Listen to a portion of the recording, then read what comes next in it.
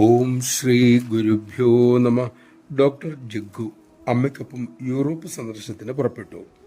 ആദ്യമായിട്ടാണ് അദ്ദേഹം ഇന്ത്യക്ക് പുറത്തു പോകുന്നത്. വിമാനയാത്രയും ആദ്യമായിട്ട്. അദ്ദേഹത്തിൻ്റെ വിസ താമസിച്ചത് മൂലം യാത്രാ സംഘത്തിനൊപ്പം പോകാനായില്ല. അതുകൊണ്ട് തന്നെ അദ്ദേഹത്തിന് ബ്രസീലിൽ അന്താരാഷ്ട്ര വിമാനത്താവളത്തിൽ സ്വീകരിക്കാൻ അമ്മയുടെ മക്കൾ എല്ലാ ഏർപ്പാടുകളും ചെയ്തിരുന്നു.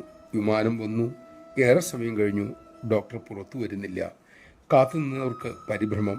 അവർ പല പ്രാവശ്യം അനൗൺസ് ചെയ്യിപ്പിച്ചു. പക്ഷെ ഒരു പ്രയോജനവും ഉണ്ടായില്ല. ഡോക്ടർ ആ കുറ്റൻ വിമാനത്താവളത്തിൽ മിസ് ചെയ്തു എന്ന് തന്നെ എല്ലാവരും കരുതി പരിഭ്രമം വർദ്ധിച്ചു.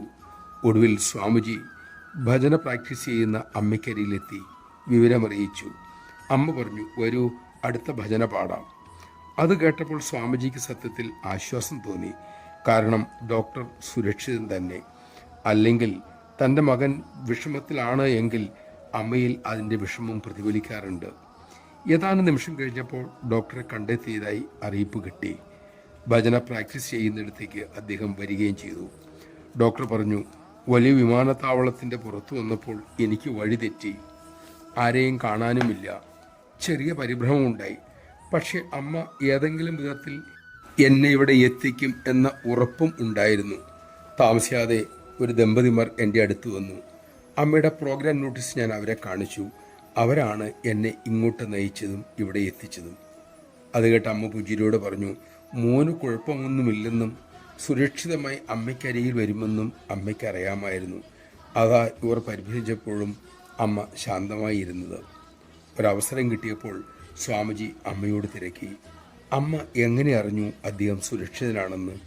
അമ്മ പറഞ്ഞു, അത് അറിഞ്ഞു, അത്ര മാത്രമേ ഉള്ളൂ മോനെ. പക്ഷെ എങ്ങനെയാണ് അമ്മേ? അദ്ദേഹം വീണ്ടും തിരക്കി.